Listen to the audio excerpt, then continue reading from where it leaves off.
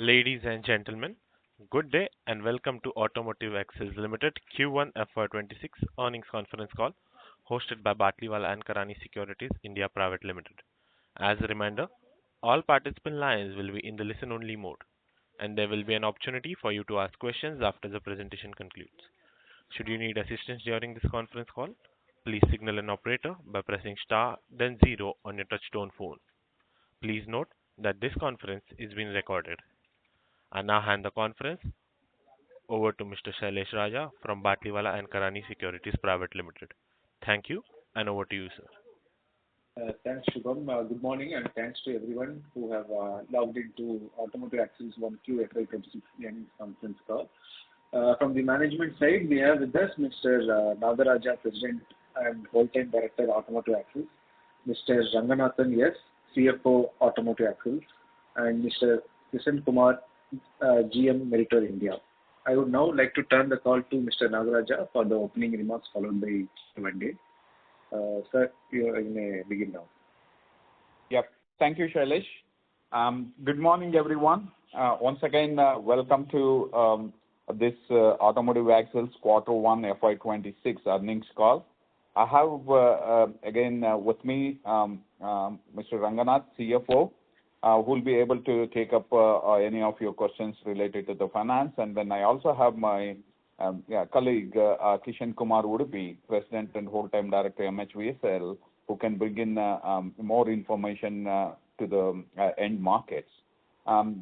Despite the soft market, we are able to put up a very strong performance, and then we continue to improve our EBITDA and cash flow for the quarter. So with that, Ranga, could you please take us through the results and followed by the question and answer? Sure. Thank you, Nagaraj. And very good morning to all of you. I'm Ranganathan, CFO, Automotive Axles Limited. The revenue for the first, I just do a quick highlights of the financial performance. And overall revenue for this quarter is close to about 498 crores. If we did the overall revenue of the last year, more or less, the revenue is in the same level. And the revenue from operations was slightly lower, there's 1% compared to last year. But if you take the overall total income, we are at the same level of the last year. As far as the profitability is concerned, the EBITDA for the quarter is about 11.7% as per the published results. And compared to the last year, to the same quarter, is 11.2%. So the EBITDA level, we are able to improve 0.5%. And as far as the PAT is concerned, we are at 7.3 as compared to 6.9 the last year, still but better than by 0.4 to 0.5%. So the highlight and overall strong working capital performance for the quarter, the cash has significantly improved, and good cash flow performance too for this quarter. And overall, the key contributory factors, as all of you know, that we have adopted the new business model as per the arrangements with Meritor. So the first quarter we are reporting under this. And overall, as Nagaraj said, is the market is still this quarter is going a little slow, and we are and probably in terms of the initiatives towards the new product development and introduction and the improvement on the cost reduction and cost and automation, so it's continuously on the same phase, and which is definitely yielding slowly the improvement in the profitability perspective. That's one of the things I just want to highlight. It is overall the profitability is improved compared to the last year. With this note, I'll probably end here, and we will connect in the question and answer. Thank you. Thank you very much. We will now begin with the question and answer session. Anyone who wishes to ask a question may press star and one on their touchtone phone. If you wish to remove yourself from the question queue, you may press star and two. Participants are requested to use handsets while asking a question. Ladies and gentlemen, we will wait for a moment while the question queue assembles. The first question comes from the line of Viraj from SIMPL. Please go ahead. Yeah, hi. Thanks for the opportunity. Couple of questions. First, can you explain a little bit more in detail how the new model would work, both in terms of impact on top line, EBITDA, And also, how is the arrangement now with regards to the service fee, which we will be paying to the private entity? Yeah. So, I take this question. By and large, as the earlier model to versus this model, more or less about 75% of the sales were routed through MHSL, which is also been consolidated currently with and Automotive Axles sending to end customer. In terms of revenue, earlier also we are operating with very strong operating the transfer pricing as per the arm's length. The improvement on the revenue may not be very significant in terms of the top line, and it is less than the double digit in terms of the increase on the top line. Sorry, increase in top line is? It will be in the single digit. It may not be a significant improvement compared to the earlier transfer pricing, which is the direct sales to the end customer. And because it varies between the product mix. That's why I'm saying. Second is about the overall profitability as an arrangement. We have a very scientific and arm's length assessment towards the fee what we need to pay as the Meritorious continue to support Automotive Axle on the marketing, product development, and engineering support. So we have made an arrangement as per the arm's length. That's also been arranged. In terms of the overall profitability, your question is, you can see the effect for the full year because the first quarter, since we have the two factors, I just want to bring it. One is about the revenue recognition is one of the factors which is affect especially for the export this quarter, and that will get normalized in the coming quarter. And definitely all the efforts on the new product as well as on the cost improvement programs will continue to reap in, and you'll definitely find a marginal improvement. But since the arrangement is also to pay the fee for the support of marketing and engineering and product development. So just a follow-up on this only because it's not clear to me. First, if I look at the sales model earlier versus now, right? As you said, close to 80% of the sales were routed through Meritor HVS. And if you look at that entity, they typically have a gross margin of 10%. So there was a markup of 10% further on the sales purchased from us and sold to OE. Now, that piece is directly now sold by us to the OE. So naturally, one would think that there will be at least a 10% or so kind of a bump up in our top line starting from Q1. And if I look at our key customers, be it Ashok Leyland and others, X of bus also, the production largely been for the quarter been flat or marginally positive. So starting Q1, the thinking we had, and I think in our earlier discussions also, you indicated the top line growth being faster, irrespective of the market cycle. That has not really played out starting Q1. That's why I mentioned there are two things to about it. The 10%, I don't know where you reference is from. I know probably. So if you look at their own financials from ROC. No, that's not right. No, that's what we have mentioned this earlier also. Sorry to intervene. Their financial is not only selling through AL selling through. They have their own aftermarket division, which they have a separate setup which has nothing to do with Automotive Axles. Okay. So, you can't compare the entire other entity what the entire margin the consolidation going to bring in. That's a wrong assumption, and that may not be appropriate. I'll assess. So, the sales what we are selling to OEs and which is now it's been consolidated at AL level. Okay.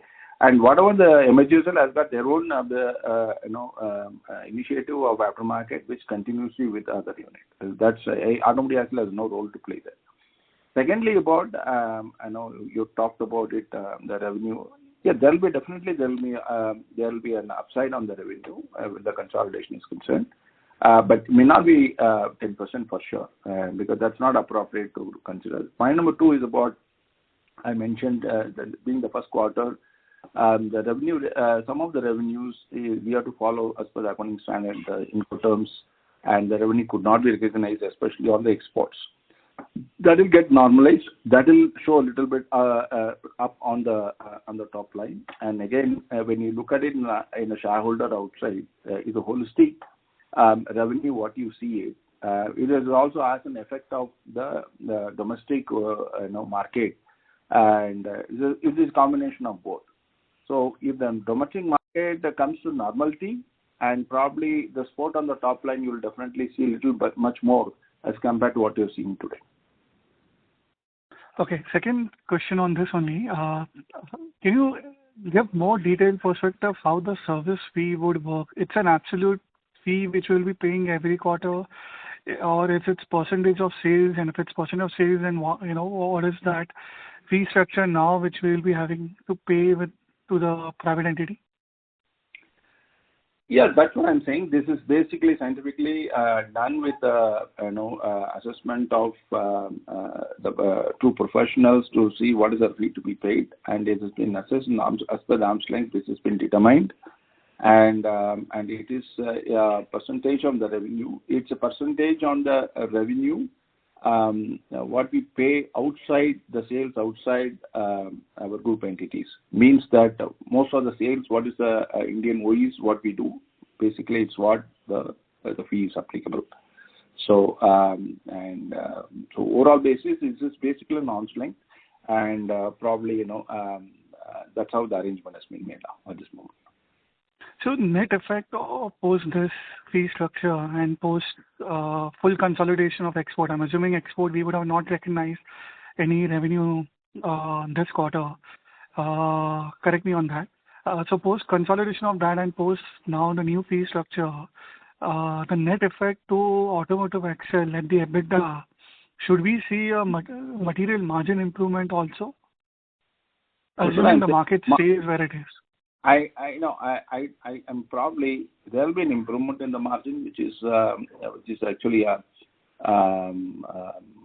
may not be a material. I don't know what is the material, but there will be definitely an improvement. It's a marginal improvement. I'll put it this way, because we have to be true to the arm's length assessment. So there will be definitely an improvement. There will be an improvement in the top line. You'll see. If you look at it the whole financial year, you will see the overall effect. You will see it, because there are a lot more combinations you need to look at it. The market is so fluctuating. This quarter we are looking a little more softening in the market. I think Kishan can explain that. So the point is that that effect will also come in.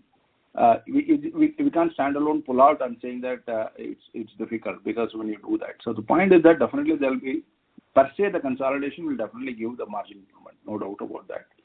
But to the direction, not the material, I don't know what the material means, but what I mean is there will be definitely a marginal improvement will be there.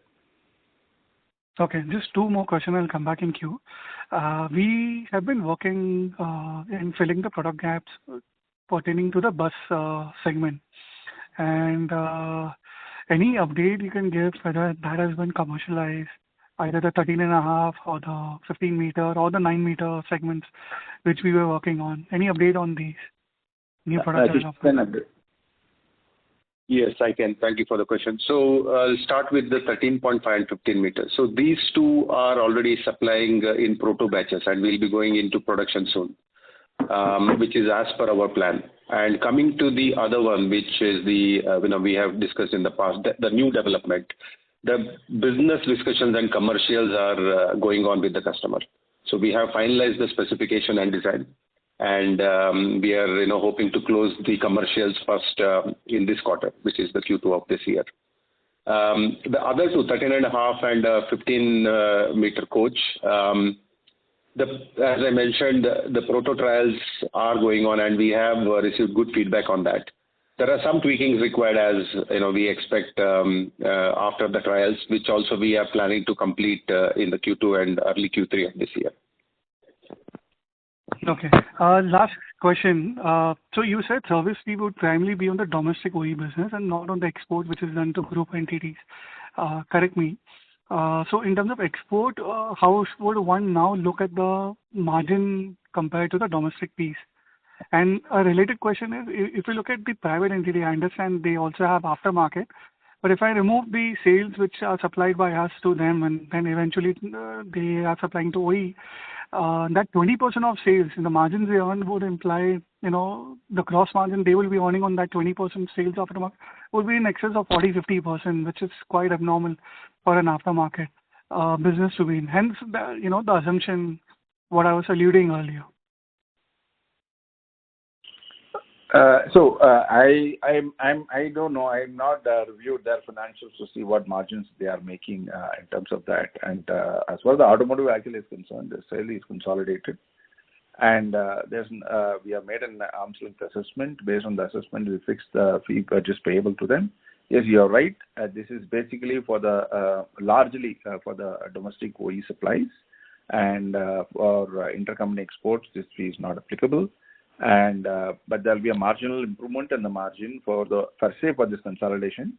And the effect of it, you can see holistically as a couple of quarters is good season, you can see the normalcy over there. Okay, I'll come back in. Thank you. Thank you. Before we take the next question, we would like to remind participants you may press star and 1 to ask a question. The next question comes from the line of Arjun from Arjun Securities. Please go ahead. Hi, sir. My name is Gaurav Agrawal from 91 Capital. Sir, your assumption, the previous participant, when he said that most of the revenue at Meritor, it is coming from automotive. I also did some work, and sorry to say his assumption holds right, because if you see direct purchase in that entity for the last 5 years, right, and you see it in your related party as percentage of that, it comes to 100%. So 100% of the RM is basically equal to whatever you supply to them as related party. And also they have only fixed assets of 10 CR, other expenses, operating expenses of 2.5% of sales. So you can choose to be ignorant about it or handle it, honestly, what you are going to do in this arrangement.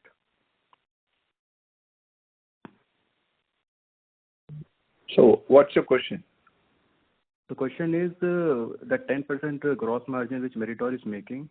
Now that the entire sale have to be routed via you, will we see any benefit at the EBITDA level, or will we see the zero benefit? And in some or the other... No. You're putting a very aggressive statement. See, what I'm saying is that I very clearly mentioned there will be a marginal improvement on the EBITDA. Okay? So I'm not able to understand that unless you say that service fee and R&D fees, all of that put together is around 200 CR. If you believe that, then it's okay. If there is a reason to believe that they should get 200 CR for providing these kind of services, then I totally agree. There should be only marginal difference to the EBITDA. But if that service fee is, let's say, even 100 CR, then we should get 100 crore kind of a benefit to our P&L. So that's what I'm trying to understand. That's what I said. This arrangement is done on arm's length. So there will be because of the model change, there will be an improvement in the EBITDA margin. Okay. I can't say a number at this moment of time. We are also going through this. The point number 2 is about the assumption. The arrangement was supposed to happen from Q1, right? From 1st April 2025, right? And it is still August, 4 months into the financial year.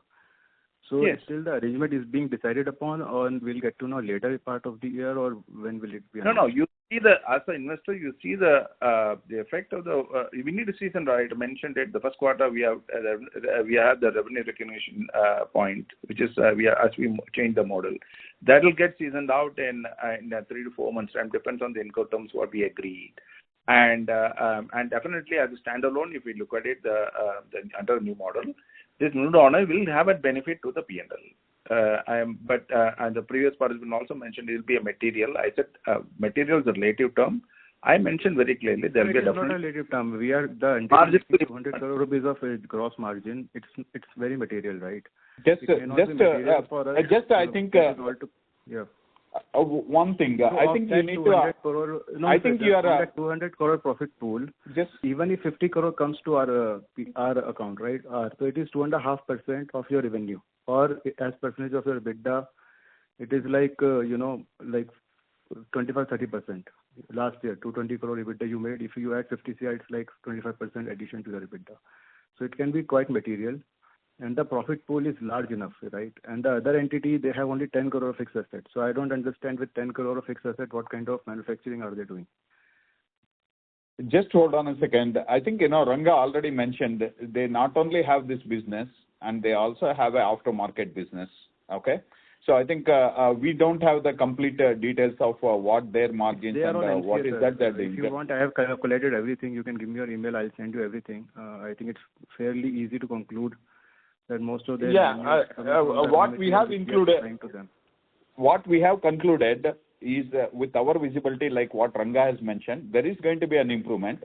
At this point of time, because the soft market and then product mix and everything, it may not be visible. Over the whole year or 6 months, you will have a very clear, visibility of, what improvements we are going to see. It will be marginal. It will not be, big, but you are going to see it more on the, rather than on the percentage, you are going to see it on the numbers. That's what, we think. Okay.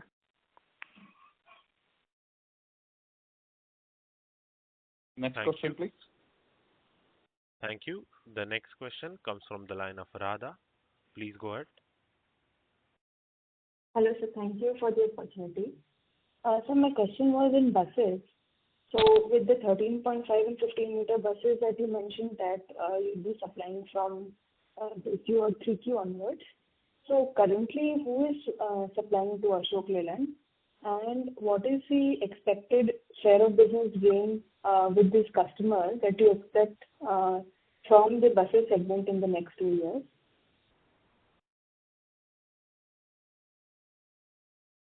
Okay, I can take that question, Radha. So first of all, I did not say Ashok Leyland, I said customer, but anyways, let's keep it that way. So both these are new launches for the customer. So currently there is no one supplying it. It's a new platform that is coming up.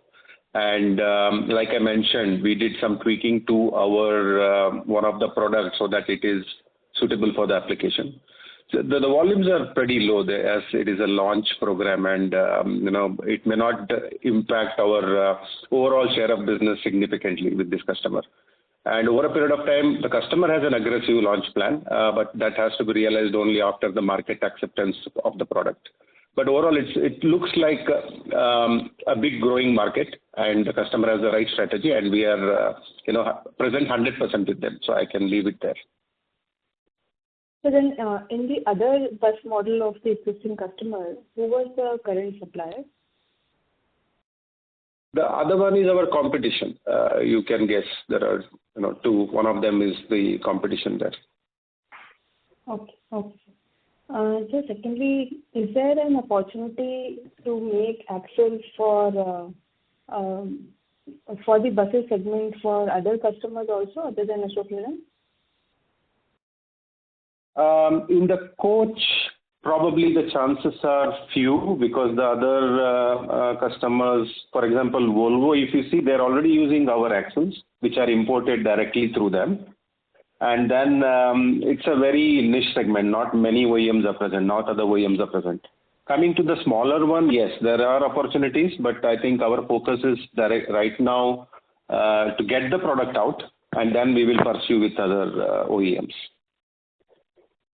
So for Tata and VECV, do they have in-house manufacturing for the buses and also for the e-buses also? They have in-house capability, but this product range, the 13.5 and 15 meter, that's a niche segment. As I mentioned, that's something apart from Volvo, nobody is present today. And everybody has tried in the past, but it's a very different market. So I will leave it there. Okay. Sir, on the exports market, other than non-Meritor, we have added only Volvo as a customer in last 5 years. So what are the initiatives that we are taking to add more customers there?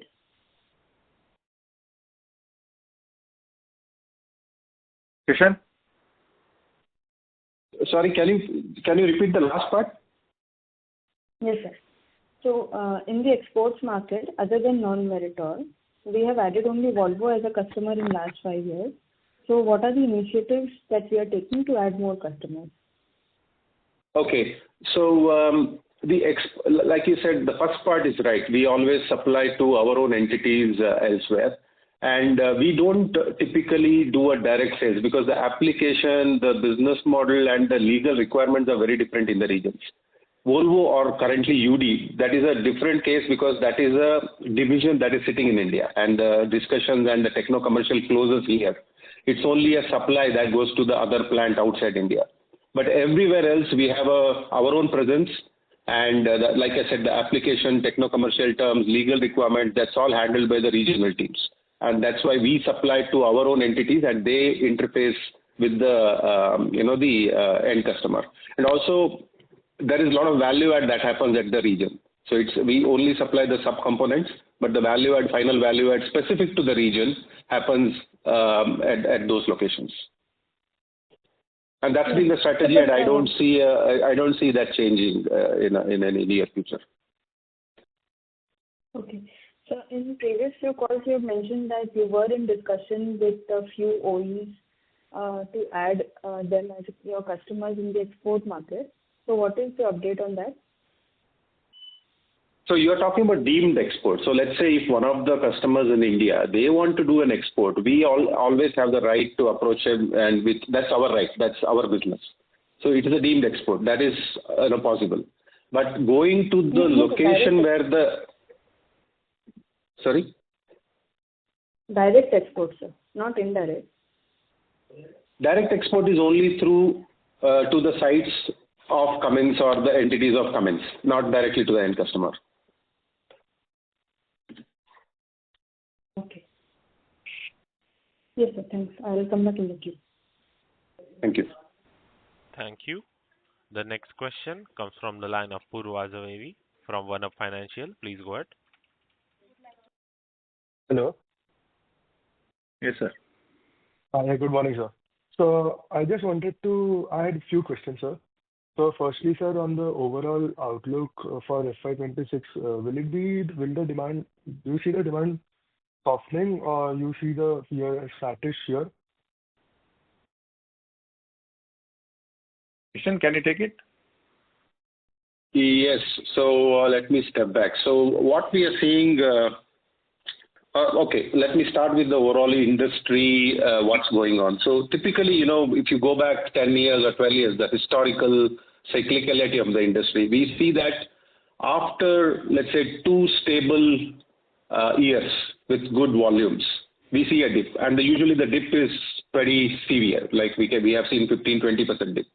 But last 3 years, if you see, the market is hovering around 400, pretty stable. And we are not seeing a steep dip even this year, even though we have projected 4% lower than the last year overall production. That's still a very strong market for us. But what we do see is a couple of things which may be only temporary. The Q1, due to this AC cabin change, most OEMs have built on their inventory, I think, in surplus of what they usually plan for. So that is going to impact us in Q2.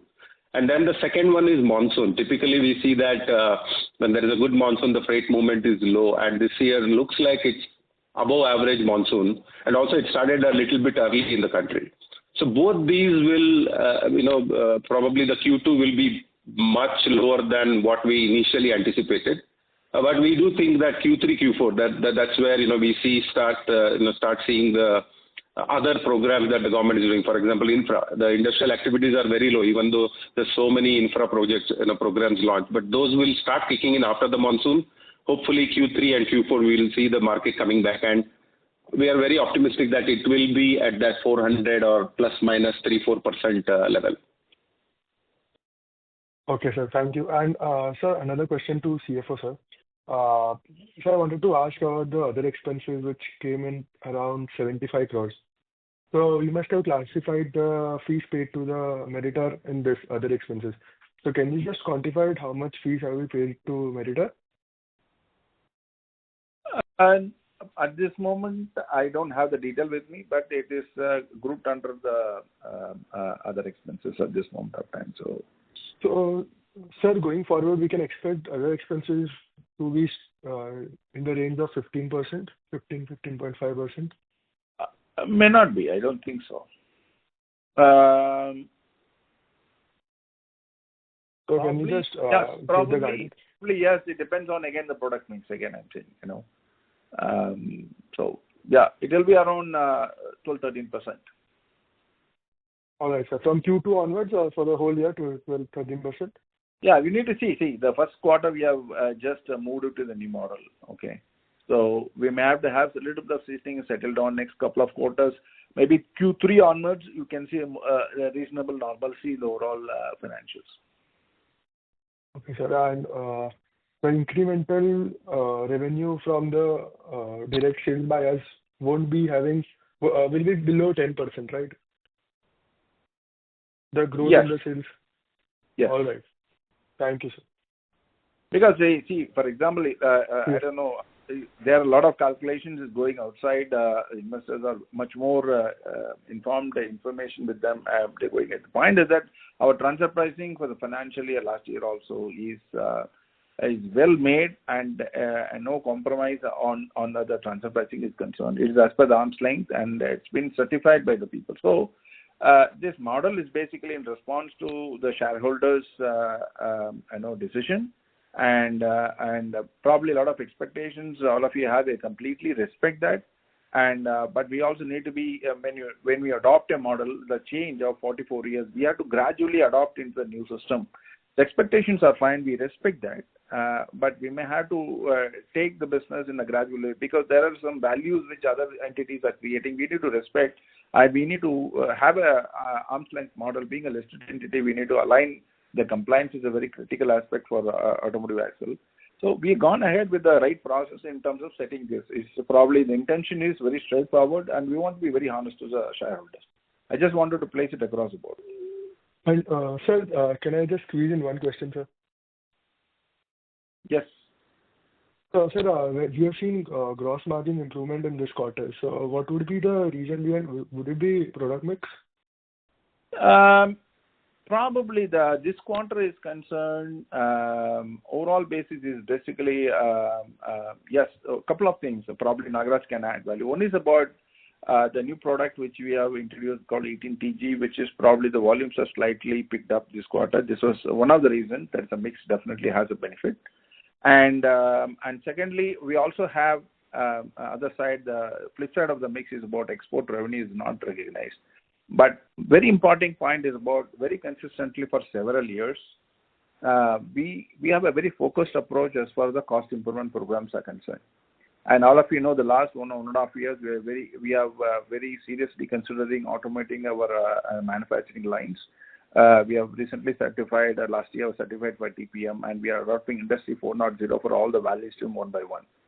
Automotive actually is investing, though the market is slow, we are investing on this automation, improve the productivity, and we want to be up and ready for the upside of the market one in terms of the capacity and efficiency. So that is also happening. See, all these programs of cost reduction and automation is paying up this year, and you can be evident. You will see the coming quarters too. All right, sir. Thank you. All the best. Thank you. Thank you. A reminder to all participants, if you wish to ask a question, you may press star and 1. The next question comes from the line of Viraj from SIMPL. Please go ahead. Hello. Yes, you're audible. Yeah, hi. Just few more questions. Just want to understand what are the reasons we are not able to consolidate exports in Q1? And were there any expenses incurred pertaining to the same in P&L in Q1? No. Export is being made from Automotive Axle. Only these Inco terms for all these exports are different. So based on the Inco terms, we are not able to recognize the revenue in the books. And as we meet the Inco terms, the revenue will be recognized from this quarter onwards. That is Q2 onwards. The revenue will be recognized as per the revenue recognition policy. So there's expenses. Sorry, I'm not able to understand. So it is only the timing. It is just the timing, because it depends on whether you are having a CIF, you have ex-works, or landed. Depending upon what agreement is there with the customer, the revenue recognition is done. So it is just the timing, and like what Ranga mentioned, going forward from the Q2 onwards, it will get normalized.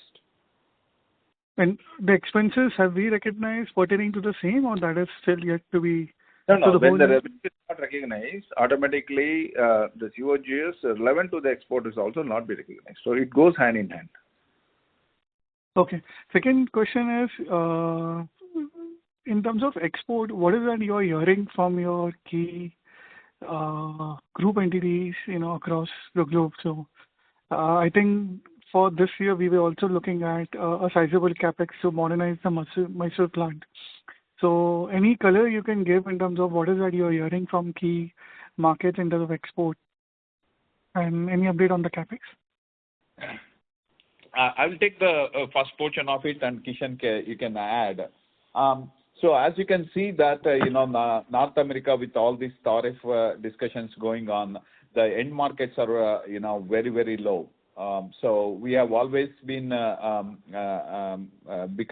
very competitive when it comes to certain specific models which we manufacture only in India, which is required in rest of the part of the world.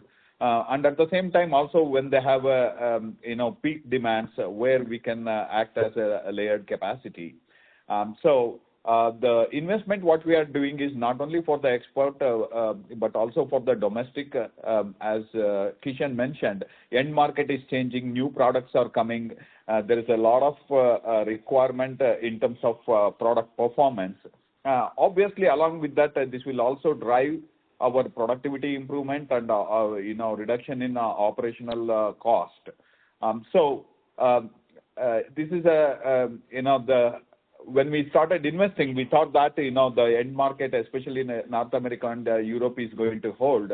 Unfortunately, it is not the case. So we are expecting there will be a potential increase in our export to these regions in next couple of years. And given that way the tariff rates are playing out, how does that place us vis-a-vis other entities the parent must be sourcing from in terms of competitiveness? Yeah, that is some strategy. Obviously, we need to be competitive when compared to the landed cost or in-house cost. Obviously, we also look at the same thing. We don't know these tariffs are temporary or they are permanent. I'm sure that Cummins on their side, they are also working on the strategy in terms of they have a manufacturing centers here in India, Asia Pac, Europe, and everywhere. So I think they probably also working on that, and then we work on our strategy and see where our strategy is going to sync with them. But again, at this point of time, it is too early to comment on this. Okay, just two more questions. So you said that the fee which we'll be paying is purely on domestic. So would it be right to think that whatever exports we would now be making directly to group entities, that will carry a much higher margin structure than what we have been historically earning? Theoretically, yes. The agreement is the fees are payable only for the sales that is done outside Cummins businesses. So essentially, any exports to Cummins entities will not carry any of these fees. Okay, so traditionally we maintain that assuming a market is stable or marginally growing, given the kind of cost initiatives and we have been taking, we as an entity we can easily or comfortably earn somewhere around, say, 12.5% to 13.5% operating margin. So given the fee structure is not applicable on exports, would it be right to think that we can have even possibly on mid-teen margins on exports? Yes, theoretically, yes. Okay, last question. See, I understand there's a lot of volatility in the market in terms of demand and product mix and other calculations. But if I take 2025 as a base, right, for you, and on that base, if you take into factor the new model we have, there will be some working we would have done in terms of the absolute increase in EBITDA we would see, assuming 2025 as a base. So where I'm coming from as investors, we would also probably get some perspective of how much of that value addition is now coming to the listed entity as against what it was flowing through the private entity. So can you give some more perspective on this? Ranga, you want to take that? as I mentioned before, at this moment I can't able to quantify and tell you the much. Sorry for it, but you definitely see a marginal improvement of that benefit really coming through. And it is not appropriate for me. We not looked at it whether how much the other entities are making money. Like that approach most the investors having is quite genuine. We respect, as I mentioned, that, but that's not the way we can structure the arm's length transaction between the two entities, and the value addition of the other entity is quite significant. The survival of Automotive Axle is basically depends on that engineering value addition. So the engineering is the brain behind this product. So obviously, sorry to interrupt. I think nowhere either me or any of those other investors are questioning the IP or the value add the private entity is bringing to the table. I think the idea that you need to pay is fully justifiable. What I think me and others are just trying to get more clarity is how much, as per the new arrangement, how much of the value addition would now be coming to the entity. And if you go back, say in October, November, the whole reason why shareholders maybe rejected the proposal is because there was not a clarity of how much value addition will be flowing to the listed entity. So while we appreciate that you have corrected this structure and it's now flowing only to the listed entity, there's still some degree of ambiguity of whether the value addition will at all be coming to the listed entity or not. And I think we have Mr. Kishan also on the call, who was representing Meritor HVS. So I think some more clarity as long-term investors and co-owners, we would also appreciate, having to have, because we also want to be part of this new ownership under Cummins. Yeah. So. We appreciate you bringing it up, and I think we owe you an answer. As we clearly mentioned, if you compare base to base, there is an improvement. There is a improvement you are going to see in terms of a margin, also in terms of absolute numbers. The challenge for us is, putting it up, because of the various product mix, and then, the mix between the, exports and domestic sales, which is changing so drastically quarter on quarter. We are not able to put one absolute number, and that's why we are asking you to have a patience. This is just the first quarter. Probably by Q3 we will have a very clear visibility of what those margin improvements that we are going to see because of the new arrangement. Just one last question for Mr. Kishan. See, Meritor HVS, as Mr. Nagaraj also talked about, other than the sales through which they traditionally been sourcing from Automotive Axle, they have roughly somewhere around 300 to 400 crores of sales outside. Now, in the past, we have talked about aftermarket also being a sizable growth driver in our ambition to double sales in the listed entity. So, can you just give some perspective what this 350 crores of sales, what does this pertain, and what role Automotive Axle will play in the aftermarket play, in India? And just one request to the management, maybe not immediately, but maybe you can just put it out in a press release, laying out a scenario that if we were to assume 2025 operations as a base, and with the caveat obviously mix changes and markets are dynamic, what kind of change one would see as per the new model? I think this will go in alleviating a lot of concerns of minority investors. So over to you, Mr. Krishnan. My request to all of you that let's have investor colleagues for Automotive Axle, and let's restrict to the question only with respect to Automotive Axle, because going beyond it's not very appropriate. It's not compliant. Is also my opinion. So it's not just purely let's restrict to Automotive Axle performance as far as this call is concerned. I appreciate your understanding of this. Yeah, just to to tell about Automotive Axles, any of the product that we sell into the domestic OEs or we manufacture it here, all those parts are MHVSL will be are sourcing from AAL only. So that means they cannot buy it from anybody else. They are buying it from Automotive Axles. So whatever they sell in the aftermarket, it will be Automotive Axles product. But other than that, they also sell other makes and other than axles and brakes, they sell so many other parts. So I think we'll leave it at that place. Okay, thank you. Thank you. The next question comes from the line of Samarth from Janak Merchant Securities. Please go ahead. Sir, am I audible? Yes. Sir, so American Axles, which got taken over by Bharat Forge, who is where Kalyani Group is also a partner in our own company. So they have been also trying to, like when it was American Axles, they were also trying to get in Ashok Leyland. So do you see any pricing pressure in the axle category going forward, or already is it visible, because of which we had to take price decrease?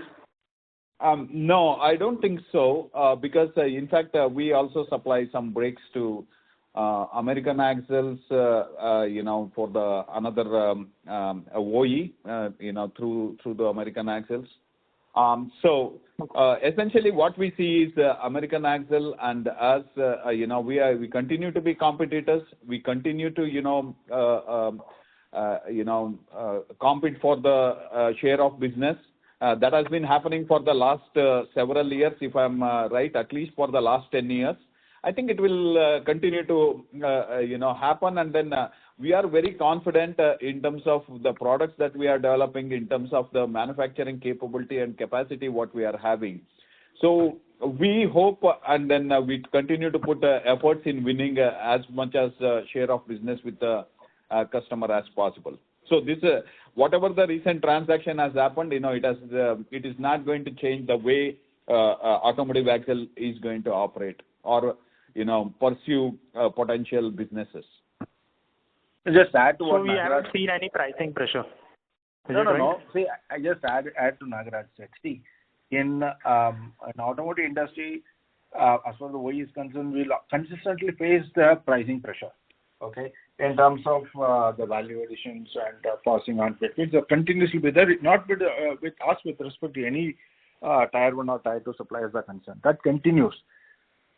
But what Nagaraj is trying to say is not that American Axle presence is not invaluable, because they are already pre-existing before us also, before this acquisition also. So I don't think that's going to add anything special at this moment of time. The business goes normal. There will be continuous pressure from the OEs as far as the price reductions are concerned. That is, we will manage it. We have been managing for several years. We will be continuous to manage it. We have a specific programs with the OEs where we have an arrangement to share some benefits. There are some internal value addition that will definitely accrue to us. So that arrangement will continue in the future also. So another two questions from my side. One is the heavy axles that we have for the 50 and 55 ton vehicle. So from what we understand is Tata Motors captively doesn't have these products. So can you win more business with Tata Motors for the very heavy axle category?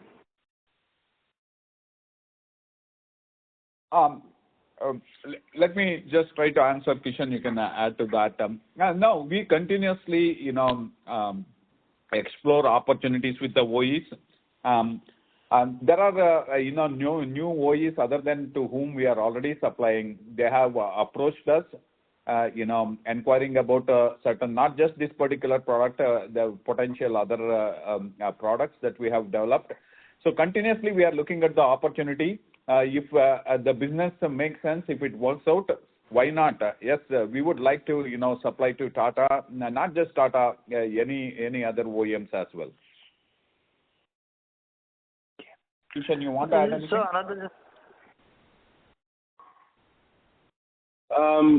I agree with Nagaraj, but I also want to clarify our strategy with Tata. It's definitely we want to strengthen our relationship on brakes, right? That's where our current business holds.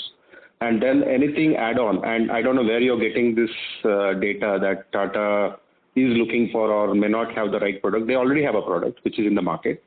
And we always pitch in our product when we launch it, but it's purely the gap they see in their product line in terms of whether it is cost, performance, reliability, durability, quality.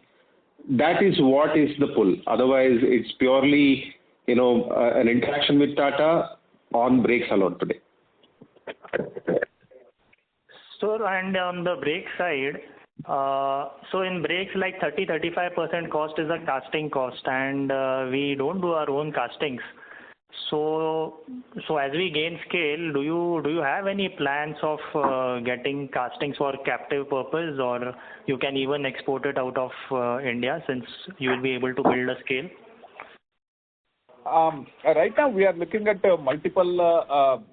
We have been looking at potential opportunities to increase the value add within our manufacturing footprint. So I don't know whether it is going to be just a casting or it is more automation and then increasing the capacity. So we time and again, whenever there is an opportunity, we'll explore it. Casting is a totally different animal. If it makes sense, yes, we might look into this. But right now, our focus is looking at automating our current processes, bringing in new technology, rather than adding some commodities which we can buy more economically and more efficiently from the current suppliers. Thank you, sir. That's all from my side. Thank you. Thank you. Thank you. The next question comes from the line of Saket Kapoor from Kapoor & Co. Please go ahead.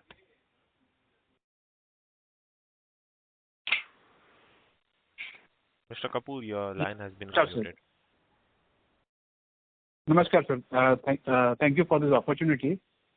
Am I audible, sir? Yes, sir. Hello. Yeah. Sir, firstly, if you, I joined late, so firstly, if you could just give us some understanding how the current year is shaping up with the exit of the first quarter in terms of our deliverables that are scheduled going ahead in terms of the incremental tonnage that we may expect. And in the other expenses line item, we see that line item increasing disproportionate to the sales. So any one-off item that is incubated in the other expense line item of 75 crore for this quarter? So I just answered the second one. I'm Ranganathan here. So I think we have explained it earlier. So the technical fee, what we pay to MHSL under a new model, which has just been coming under the other expenses, and as far as the market is concerned, Kishan can able to answer it. Yeah. So this year specifically, a couple of things are happening. One is I explained earlier to the audience. Historical cyclicality is actually changed now. So we are having a constant volume around 400,000. This year we do see a dip of around 4%, which is primarily coming from some of the inventories that has been built, addition to what OEMs typically plan. And second one is, even though the volumes are around 400, the mix is changing. So one, in the truck segment, we are seeing higher heavy-duty engines coming into play, whether it is a 4x2 tractor trailer, where we already have a product launched, and then the tipper segment. So again, we have a product there. The other change which we are seeing consistently last 3-4 years is the bus volume in this entire product mix. That is changing. That is increased. Typically, we see around 40,000 buses on an average.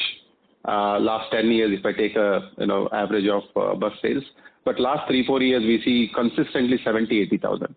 This may be the deficit that caused by the COVID, and then there was a continuous push to improve the overall bus from the state transport units as well. So overall, market will still be 400. We do see this product mix mainly in the buses where we have already launched 2 products. One product is in the pipeline.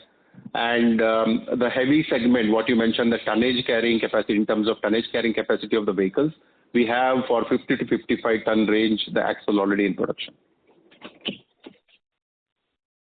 Sir, so that is all alluding to our business volume and the margins going up. This is what the sum and substance should be, especially for the higher tonnages and the contribution also moving ahead?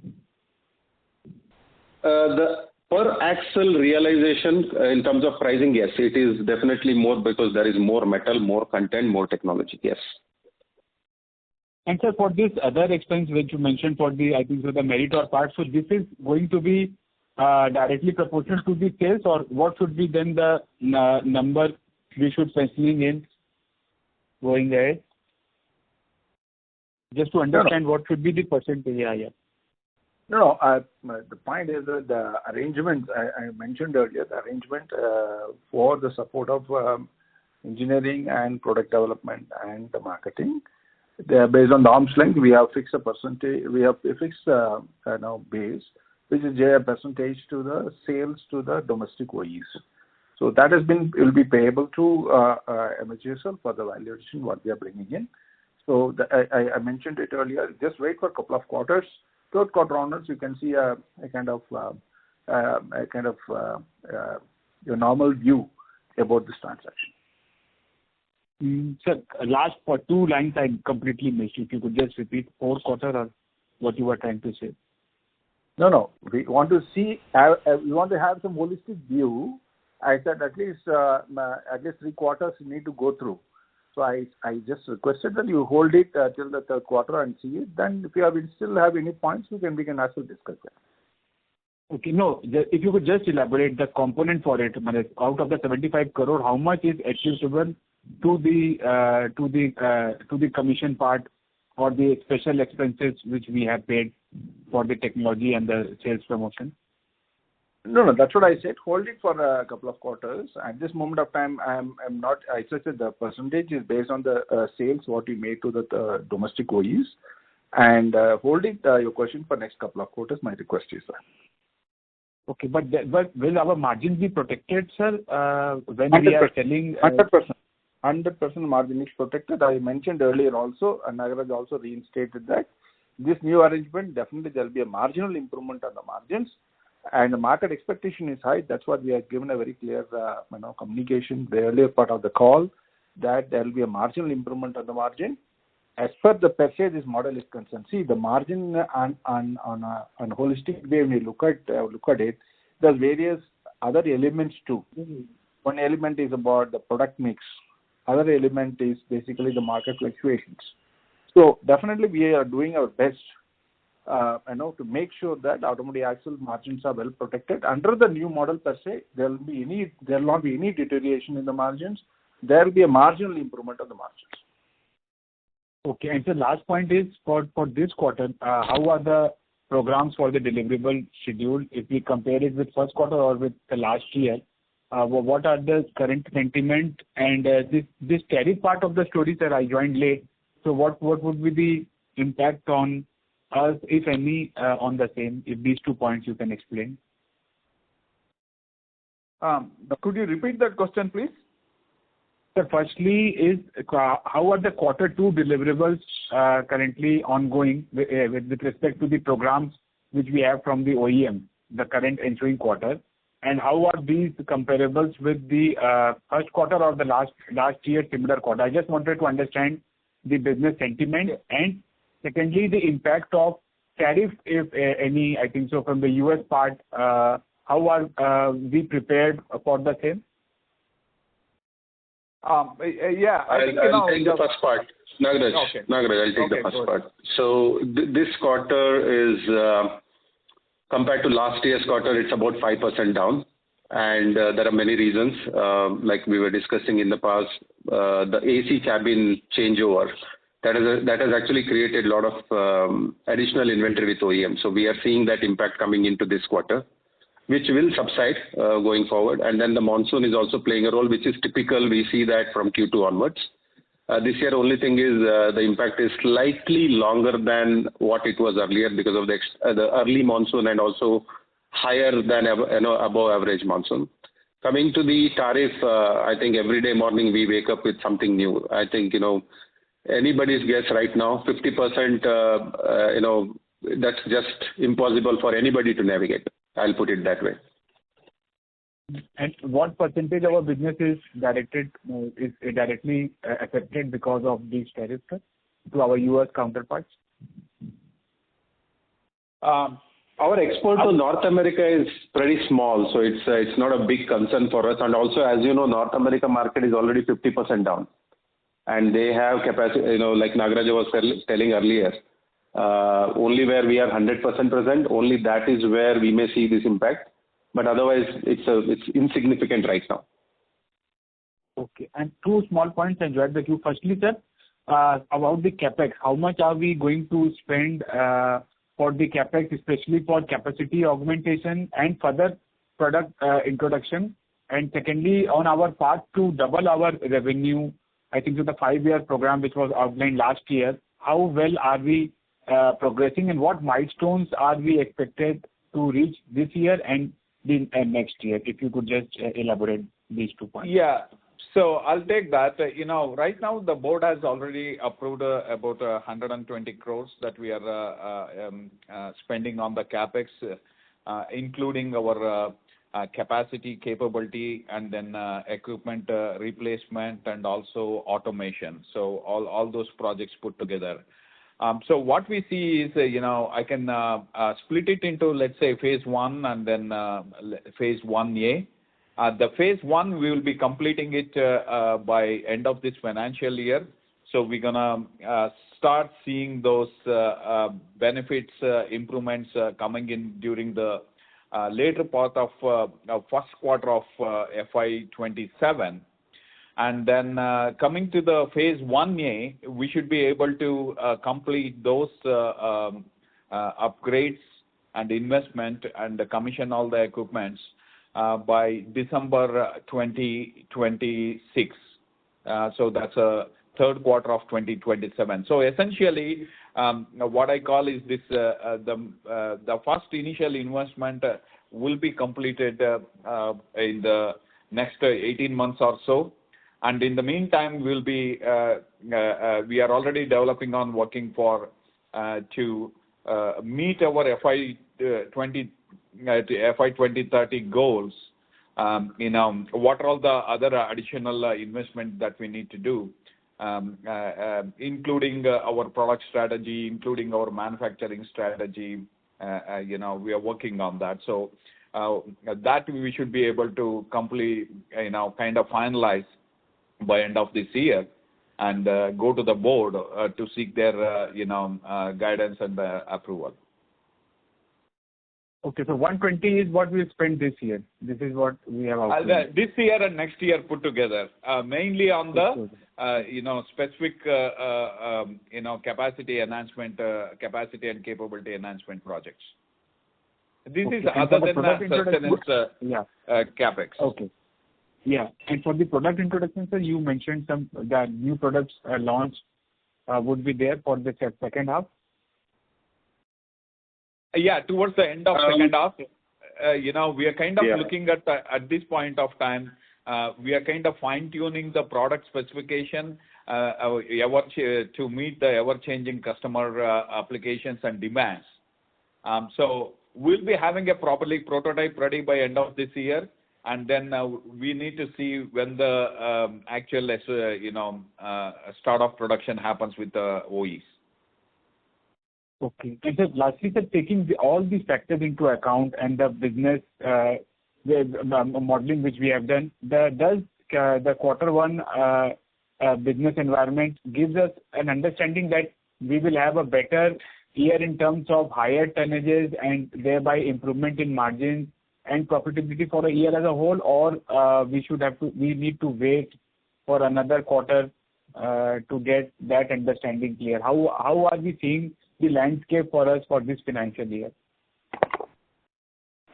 I would say that we need to wait for at least another quarter to clear all these, the confusions with the tariffs and everything. And then also we need to see, like Kishan was mentioning, how the post-monsoon scenario is going to develop.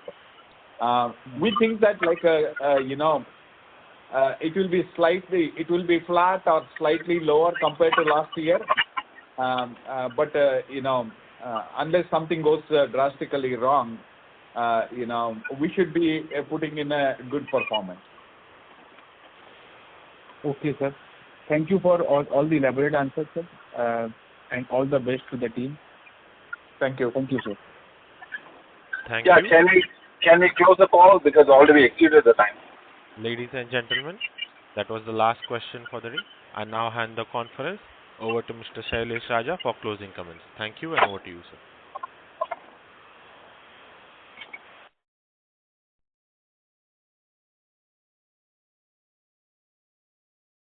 Sir, would you like to make any closing comment, Naharaja sir?